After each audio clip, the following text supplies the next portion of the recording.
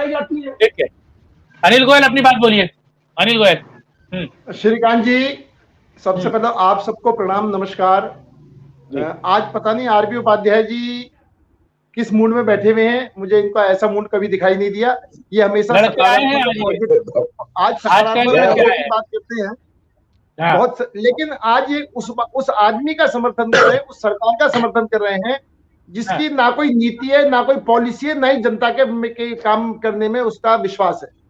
आप इस तरीके से आप नई बसें खरीदेंगे नहीं, अपनी बसें ठीक कराएंगे नहीं, और आप जो बस सुरक्षा के लिए बसों की आवश्यकता है उसको रोक करके एक तरह से अराजकता करेंगे। अराजकता, ये अराजक तत्व क्या है, अराजकता फैलाते हैं। अगर सरकारी संस्थाएं सरकारी चीजों पर इस तरीके से बैन लगाने लगी, जैसे कि अभी निहारिका जी कह रही थी कि इसका मतलब तो ट्रेन चल रही है और बॉर्डर पे युद्ध हो गया और ट्रेन में फोर्स बैठ कर नहीं जाएगी, तो फोर्स अलग से ट्रेन की व्यवस्था करेगी। अरे भाई, हमारी दिल्ली की सुरक्षा के लिए दिल्ली के पुलिस के जवानों को अगर आवश्यकता है तो जितनी भी आवश्यकता है उनको बसें दी जाएंगी। जहां तक सड़क पर खड़े होने वाली सवारी व सवाल है उनके लिए व्यवस्था करना दिल्ली सरकार का काम है। वो झूठ बोल करके इतनी बसें ला रहे हैं, ये ला रहे हैं, वो ला रहे हैं, बसें नहीं करवा रहे हैं, अव्यवस्था हो रही है, और उसका जो है इस तरीके से वो काम कर रहे हैं कि जिस तरीके से जनता भी परेशान हो और एक व्यवस्था खराब हुई है। व्यवस्था खराब होने वाली बात है। अगले हिस्से में जो कानून में संशोधन हुआ उस पर बात करते हैं, लेकिन इस हिस्से में दिल्ली पुलिस सेंटर के अंडर में आती है और उसकी व्यवस्था सेंटर करता है। केंद्र की जिम्मेदारी है कि दिल्ली पुलिस पैदल नहीं चले, आप कहते हैं दिल्ली सरकार जनता के लिए, महिला के लिए फ्री बस दे रहे हैं, फ्री पानी दे रहे हैं, फ्री बिजली दे रहे हैं, और क्या करेंगे आप? एक एमसीडी में बीजेपी है कि कूड़ा नहीं उठ रहा। उपाध्याय जी ठीक है, अनिल गोयल अपनी बात बोलिए। उपाध्याय जी को नहीं सुन पा रहा हूँ, मैं उपाध्याय जी को नहीं सुन पा रहा हूँ। मैं सिर्फ एक बात कह रहा हूँ कि इस तरीके से अराजक करके हम एक दूसरे के सिस्टम को नहीं रोक सकते। जो सरकारी संस्था है वो यूज होंगी और सभी सरकार को यूज करने का है। इससे पहले भी दिल्ली के अंदर कांग्रेस की सरकार थी, नगर निगम में बीजेपी था, कोई टकराव नहीं हुआ, और नगर निगम में कांग्रेस थी, सेंट्रल में बीजेपी थी, कोई टकराव नहीं हुआ। आप हमेशा टकराव की बात क्यों करते हैं? आप सिर्फ इसमें जो है मैं दोगलापन और बताना चाहता हूं। दिल्ली के अंदर दिल्ली वाले प्रदूषण से होकर के परेशान है, और जब परेशान होते हैं तो इनसे कहते हैं दिल्ली में प्रदूषण है, तो कहते हैं पराली जलती है इसलिए दिल्ली में प्रदूषण है, पराली जल्दी रोकनी चाहिए। पराली जल्दी रोकने के लिए कानून बनाते हैं, तो वहां पर जाके नहीं, कानून गलत है, कानून नहीं बनना चाहिए, क्योंकि पंजाब से वोट चाहिए। आप पंजाब से वोट चाहने के लिए इस तरीके का काम करते हो। आप अपने ओछी राजनीति करते हो वोट बैंक के लिए, आपके हम बताने के लिए कि हमने तुम्हें बसें नहीं देने दी, हमने पुलिस को बसें नहीं दी। ये मैसेज दिखाना चाहते हैं। मुफ्ती के साथ सरकार बना लेते हैं गोयल साहब, आतंकवादी भी कहते हैं। सर आता हूँ मैं, ठीक है, आपका समय खत्म।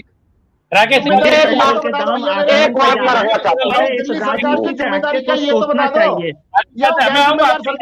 ये आम आदमी के बारे में नहीं, ये केवल सरकार जो है भाजपा की, केंद्र की सरकार हर समय राजनीति करने के बारे में सोचती है। जितने उसने ये डिबेट करवाने में लगवा दिए कि दिल्ली की सरकार ने बसें वापस ले ली, इतने टाइम में तो कहीं और से सरकार के मंगा ली थी। प्रॉब्लम क्या है जनेब? दिल्ली पुलिस प्रोटेस्ट के लिए और प्रोटेस्ट को रोकने के लिए, बताइए क्या जिम्मेदारी है केंद्र सरकार की? सरकार के पास दिल्ली पुलिस का ठेका है, दिल्ली पुलिस केंद्र सरकार के अंडर में आती है।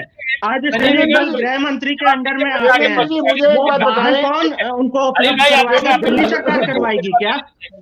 एक बात बताएं, अगर दिल्ली विधानसभा पे प्रदर्शन है, दिल्ली जल बोर्ड पर प्रदर्शन है, क्या वहां दिल्ली पुलिस नहीं भेजी जाएगी सेफ्टी के लिए? ये हम कहते हैं दिल्ली पुलिस वापस बुला लेंगे, आप डीटीसी वापस बुला लेते हैं। कल को विधानसभा पे घेरा होता है, कल को केंद्र में घेरा होता है, केंद्र का मुद्दा है दिल्ली के अंदर। ठीक है, अपनी बात बोलिए। इन व्यवस्थाओं को लागू करना पड़ेगा। ठीक है, उसकी बात नहीं करेगी, नई बातें, बसेस चाहिए, ये अरे भाई, जो मूल समस्या है किसानों की समस्या, उनका समाधान क्यों नहीं कर रहे हैं आप? ये बतावे। अरे बसें आपने वापस मांगी है ना, जो बसें आपने किसानों के लिए आप मूल से बात, मैं जो पूछ रहा हूँ किसानों बात करो, किसानों बात कर लो। आप आप शांत, जो मूल प्रश्न है उससे आप भटक गए। मूल प्रश्न क्या है? अरे मूल आप बसों की बात करो ना, बसों बैठे हुए हो, आप दिल्ली सरकार के काम की बात करो, बाकी बात करो, बाकी मूल में जब चर्चा हो जाएगी किसान आंदोलन बातें करते हैं कि ये जो कानून है ना, ये तो कांग्रेस की अपने घोषणा पत्र में, तो आप कांग्रेस के सपने पूरे करने के लिए बैठे हुए हैं। आपको कांग्रेस के अरे भाई आप डीटीपी की बात हो रही है, घोषणा पत्र में वापसी की बात हो रही है, आप कहाँ आप पूर्व से पश्चिम में क्यों भाग रहे हो? आप उत्तर से दक्षिण में क्यों भाग रहे हो? क्या बात करते हो? इधर उधर बातें करते हैं, मतलब की बात नहीं कर रहे हैं आप। ठीक है, जो मतलब की बात है, लॉजिकल बात है, उस पर बैठिए, चर्चा ये उसका समाधान। डिबेट के अगले एक लाइन मेरा अगर आप इजाजत हो कुमार श्रीकांत, एक लाइन मेरा अगर एक लाइन महबूबा मुफ्ती से सरकार बनाने का वजह था, भारतीय जनता पार्टी कश्मीर में सरकार के साथ घुस के देखना चाहती थी कि महबूबा की आतंकी संबंधों का जड़ कितना मजबूत है, अभी उसको उखाड़ा जा सकता है। और जैसे उनको जड़ मिला, एक मिनट में महबूबा को उखाड़ा और आतंकवाद को उखाड़ा। वहां जाने का मतलब था उनके रास्ते जाकर उनको समझना, ना कि महबूबा को गलबहिया करना। समझ लीजिए, बहुत बड़ा निर्णय था मोदी जी का राजनीतिक सिद्धांत था। महबूबा के माध्यम से महबूबा के समय आपको पता है, गवर्नर आपका है, सब कुछ आपका है, यानी आप जो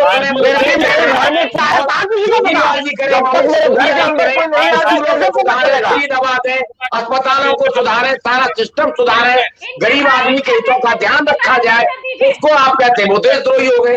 तो दोनों पैरामीटर, जो देश की सेवा कर रहा है वो देशद्रोही, और अगर मान लीजिए कोई देशद्रोह का काम कर रहा है आप कह देंगे वो राष्ट्रप्रेमी है।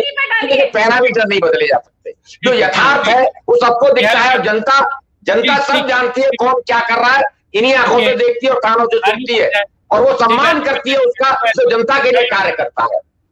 ठीक है, मैं आता हूँ प्लीज, अपनी बात रखिए। ठीक है, निहारिका मैं आज ये नहीं समझ पा रहा हूं, मैं ये नहीं समझ पा रहा हूँ आरबी उपाध्याय जी किस मजबूरी के अंदर समर्थन कर रहे हैं, मेरी समझ से बाहर है। अभी इन्होंने दो बात बताई, इन्होंने किसान कानून, किसान के विषय पर बात बताई। दिल्ली जो किसान जिसको काला कानून ये कहते हैं, उस कानून का दिल्ली विधानसभा ने पास करके उसका समर्थन करा है, और बॉर्डर पर जाकर विरोध कर रहे हैं। ये है केजरीवाल का दोहरा चरित्र। केजरीवाल जी ये बात कहते हैं कि हमारे स्कूलों का भी चर्चा करी हमारे उपाध्याय जी ने। मैं ये कहना चाहता हूं कि ये शिक्षा के ऊपर बात करें, बिल्डिंग के ऊपर बात करें। बिल्डिंग अच्छी बनाने की अलग बात है, बच्चों में शिक्षा डालना वो बहुत बात है। 9 लाख बच्चे 9th और 11th के भाई पढ़ने से वंचित है दिल्ली सरकार जब से। अरे जिस स्कूल की बिल्डिंग नहीं होगी, जिस स्कूल में पीने का पानी नहीं होगा, छत गिर रही होगी उस स्कूल की, पढ़ेंगे क्या? खास पढ़ेंगे बच्चे, वहां पर टॉयलेट तक नहीं होगा। आप चले जाइए उत्तर प्रदेश में, चले जाइए बिहार में, चले जाइए किसी भी स्टेट में चले जाइए। आप पता नहीं क्यों आज आपकी क्या सोच है। मैं ये कहना चाहता हूँ, उत्तर प्रदेश में तो हालत ये हो गई, एक पत्रकार महोदय ने मिड डे मील का हाल दिखाया जिसमें पानी मिला हुआ था, तो उसे पत्रकार को ही जेल में डाल दिया अधिकारियों पर कार्रवाई करने के बजाय। दिल्ली के अंदर मैं चैलेंज देता हूं, किसी भी प्राइवेट स्कूल के बच्चे को उठा लें, और ये अपने दिल्ली सरकार के किसी भी अच्छे से अच्छे स्कूल के बच्चे उठा लें, उनको आमने सामने बैठा लें, जब पता चलेगी कि पढ़ाई स्थिति क्या है। दिल्ली के अंदर 500 रुपए में पढ़ा करके दिल्ली के प्राइवेट के स्कूल बच्चों को शिक्षा दे रहे हैं, लेकिन ये 6000 रुपए खर्च करके वो शिक्षा नहीं दे पा रहे हैं। सरकारी पैसे का दुरुपयोग कर रहे हैं, हमारे टैक्स के पैसे कमाई का दुरुपयोग कर रहे हैं, और आप दिल्ली के अंदर पढ़ाई की अच्छी की बात करें, दुनिया आप अपने दिल्ली की बात करें, दिल्ली पर जनता की भलाई के लिए। एक बात और करना चाहता हूँ, अभी आरपी उपाध्याय जी मेरी पूरी बात हो, अभी आरपी उपाध्याय जी ने कहा कश्मीर के बारे में। अरे भैया इन्हें ये तो दिखाई दे कि जो 370 का कहते थे हाथ लगाएंगे तो शरीर जल जाएगा, आज 370 को भी तो खड़ा है। आप ये उन्होंने कहा जिनके साथ आपने सरकार बनाई थी, महबूबा मुफ्ती नहीं कहा, उसी महबूबा मुफ्ती जिसने आपके साथ सरकार बनाई, आप सत्ता में शामिल रहे, उसी महबूबा मुफ्ती का ध्यान था। जो 9 लाख बच्चे दिल्ली सरकार ने 9 लाख बच्चे जो घर बैठा दिए 9th में 11th में, उनके भविष्य के साथ खिलवाड़ कर रही है दिल्ली सरकार को, माफ करने लायक नहीं है। गोयल साहब किसी बच्चे को मनाई नहीं है, इतने सुंदर स्कूल हैं, आप जाके देखिए, वहाँ स्विमिंग पूल है,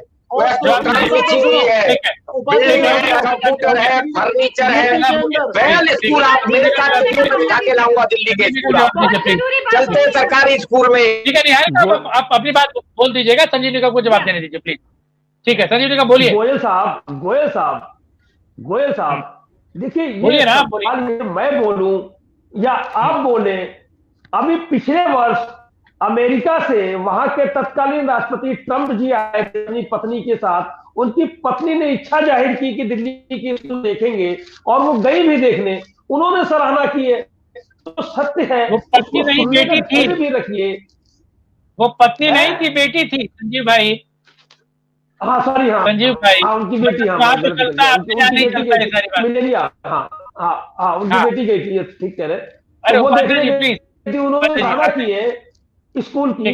तो मैं ये कह रहा हूँ कि जिस चीज की सराहना अंतरराष्ट्रीय स्तर पर हो रही है, उसे आप जानबूझ के नहीं, उन्होंने एजुकेशन मॉडल की सराहना नहीं की थी। नहीं, ये गलत बात है। लाल लाल होता है, काला काला होता है। उन्होंने एजुकेशन मॉडल की सराहना नहीं की थी, उन्होंने बच्चों की परवरिश की सराहना की। पता ही नहीं है।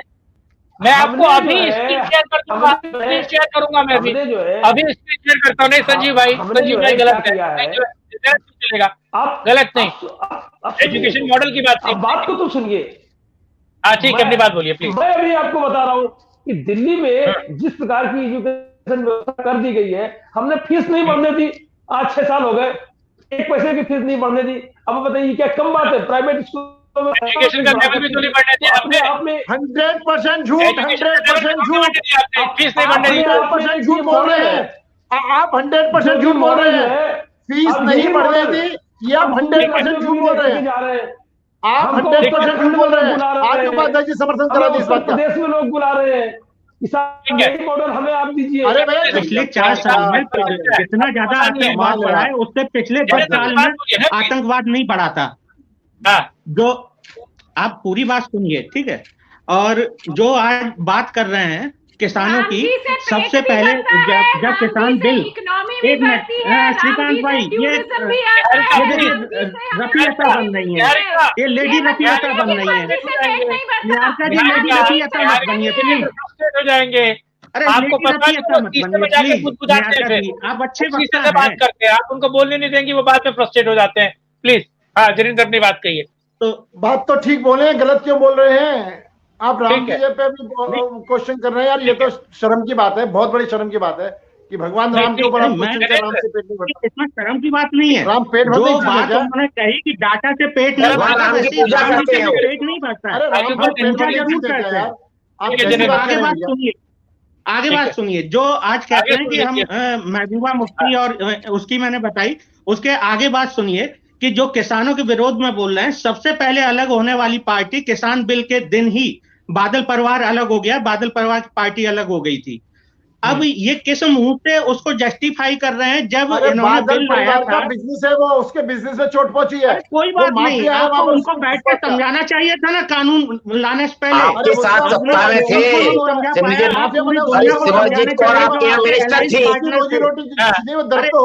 साहब, आपका भी नंबर आएगा। आप अपने भी टाइम पे बोलते हैं, दूसरों के भी टाइम पे। आप 1 घंटा बोल लीजिए। ठीक बोले ना आप, ठीक बोले। एक व्यापारी का समर्थन समय आएगा, आप उसको सही कर दीजिएगा। मैं नहीं बोलूंगा, बहुत बड़ा व्यापारी है। आप यही कब से समझाना चाह रहे हैं कि पंजाब का बहुत बड़ा व्यापारी है, आड़तियों की कमर टूट रही है, ये हो रहा है, वो हो रहा है। यही आपने नोटबंदी के टाइम समझाया। आतंकवाद खत्म होगा। जम्मू कश्मीर में आतंकवादी घटनाओं में मरने वालों की संख्या भी बढ़ी, आतंकवादी घटनाओं की नंबर ऑफ ऑकरेंस भी बढ़ा और नंबर ऑफ जान माल हानि भी बढ़ी। यही चीज आप उल्टा सबको समझाते हैं, होता उल्टा है हमेशा। सरकार, सबसे पहली बात तो ये है कि आज इनका एक और झूठ हमारे भाई ने बोला है कि ये फीस नहीं बढ़ाई। कोरोना काल को छोड़ दिया जाए, हर साल हर स्कूल फीस बढ़ा रहा है। 10% फीस हर साल बढ़ रही है। मैं चैलेंज देने के बाद ये बात कहता हूँ, आपको आप जानकारी ठीक कर लें और कम से कम चैनलों पर गलत ना बोले, इससे अपने विश्वसनीयता पर प्रश्न लगता है। दूसरी बात, मैं सिर्फ एक क्वेश्चन करता हूँ, अगर दिल्ली विधानसभा में प्रदर्शन होता हो और तो क्या केंद्र सरकार दिल्ली पुलिस को वापस बुला ले? इन व्यवस्थाओं पर ठेस मत पहुंचाओ। जो व्यवस्था है उसको चलने दो और आप अपनी चीजों को